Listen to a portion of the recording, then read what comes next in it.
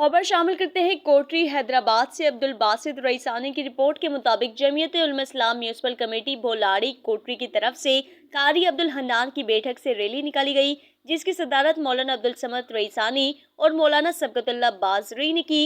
Rally के शुरका से मौलाना अब्दुल समद उम्मीदवार जनरल कौंसिल वार्ड नंबर 10 ने कहा कि कोरोना वायरस और सैलाब के दिनों में जो कयामत सुगरा से कम न थे, उस दौरान तुम्हारी अमानतें को खुद हड़प लिया और डकार तक ना ली।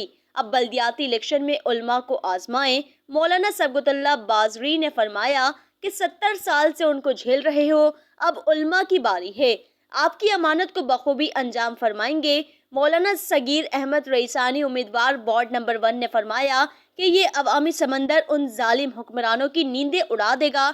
इंशाअल्लाह 15 जनवरी को जीत किताब की होगी। किताब पर वोट के नारे लगाते हुए रैली बब्बर स्टॉप से होकर खुर्शेद चौक तक चली है।